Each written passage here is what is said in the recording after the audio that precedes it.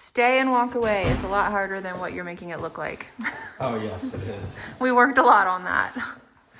She's gonna get an NO here. No. Stay.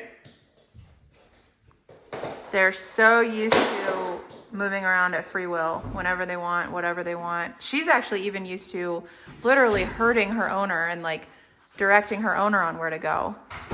Yeah. I saw it in the video. You're right. You're absolutely right. So to tell them to stay and actually have a way to hold them accountable is huge.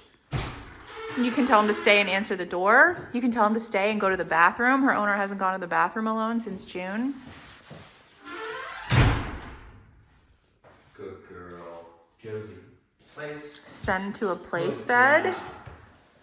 She gets on, she lays down, she stays, and then you can, again, do stuff around the house.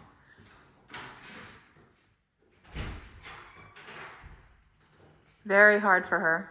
It looks easy because she's doing it so effortlessly, but it is very hard. Good girl. Wow, you're doing great with her. Oh, thank you. She looks really good. Yeah, I find it interesting the stuff that looks easy when the dog's doing it properly. Is not. But it's not when a dog doesn't want to listen and gives you a hard time. So this is some basic stuff we're doing right now. They started with a recall in from outdoors, so they had that nice recall, and then we did the stay, and then I put her on place. And I'm just gonna do a few more things. I'm just gonna have her sit there while I sleep, and then when I get done, I'll recall it to me, have her stay again. I'll have her go to her kennel, I'll recall her out of her kennel just to make sure things are moving nice and smoothly. And I can get her to move around when I need her to without a fuss. Some good, while I'm sweeping, some updates on her. Her kennel behavior is just really, really, really good. Better than some of the other dogs that came around the same time. She's not making any noise in there. She's content to go in there. She's just coming out easily, letting me put on her collars in there. She lets me put on the muzzle when I want to use it. She goes outside. Actually, she comes out, she waits right here at the door. Then I release her. She doesn't barge to the door. There's no barking, there's none of that. There's no high energy. She comes out really calm. And then when she's done using the bathroom, she waits at the door until I release her in. She comes in, she waits for permission to go back into her kennel. And it's been really smooth. So that little protocol of like getting the dog out of the kennel, getting them to the door, letting them out, getting them back in, getting them back to the kennel. If you don't have things going well, that's going to be a mess. Just that's a mess, as you could see on the video of her letting her out. Oh, barking the whole time, Going nipping at her pants, jumping on her. Exactly. She said she used to wrap her paws around her legs. No, I believe it. So the interesting thing though, and I watched that video and I was thinking to myself, if she was in a pack of dogs, that would get corrected hard. Yeah. All that crazy, unstable kind of behavior, the other pack members will correct that.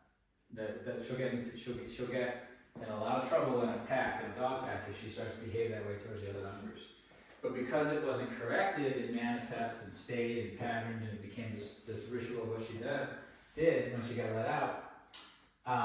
It'll just keep getting worse, and it'll just stay like that, and it won't go away. The only answer for that is say, I don't like that. Yep. And to correct it, which other dogs 100% will be doing. Look at the motivation. She wants to go back in her kennel. Yeah. Good girl, but she did look at me. Yes. Good girl. See, boom, right on me. Good girl. Now I'm going to recall her. Actually, let me get this sweeped up a little bit. I'm going to recall her. I opened that door up on purpose to get the motivation. Another option, And yeah. I'm going to recall her to the other See, side. by opening up the kennel door, she now has an ultimatum. She can either listen and go to Josh, or she can do what she probably really wants to do, which is go back into her kennel, because in her kennel, we leave her alone. Yeah. She does not ask to do anything, and she doesn't have to listen in her kennel. She can just do her, lay there. So that right there in a nutshell is exactly how we train. find the motivation, we present it. This could be right now it's a kennel, it could be another dog, it could be a squirrel, Anything. toy, food, person, a door.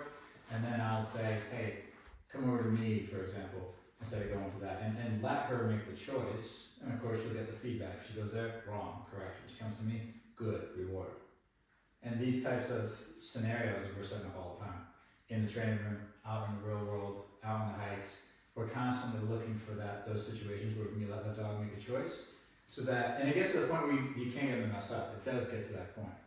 So, let's try this. I haven't done this with her. We'll see what she does. Josie, come. Good Beautiful. Girl. Oh, that's Look at that good. position. Oh, that's good. Perfect. You've really done great work with her so far. Thank you. Good girl. That's good. Stay.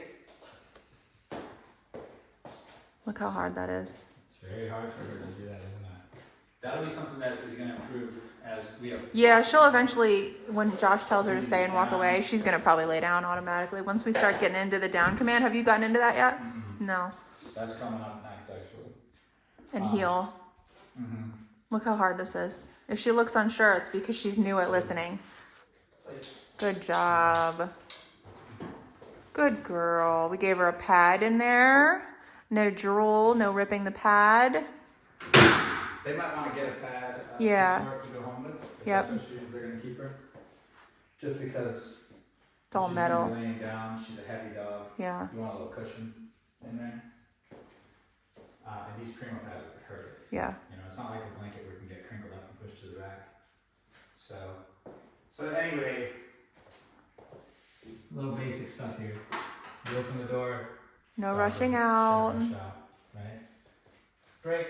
Wow. Out. Good girl. When we go outside, this is just to show you. Even just that, if her owner could get that, Oh yeah, they will. it will change their life. And then here, if she goes out. Look at her automatically looking up. Good. Break. Good girl. So those are the moments. That right there is everything. She wants to go. She wanted to go out the door. She stopped. She looked at me. So the next thing we're going to be adding down. We need that. Heel. Heel. Also, there's a lot of things that she's going to be getting in between the commands. The commands are just part of the training. She's going to be going off property. Car rides. She was barking her head off in the car. So basically, as soon as the snow clears up and we can get off property this week, she'll be going on a car ride, which is its own training session, where she learns to lay down and be quiet in the car. That can be very hard for dogs, especially when they're used to just going nuts. A lot of dogs go crazy in car rides.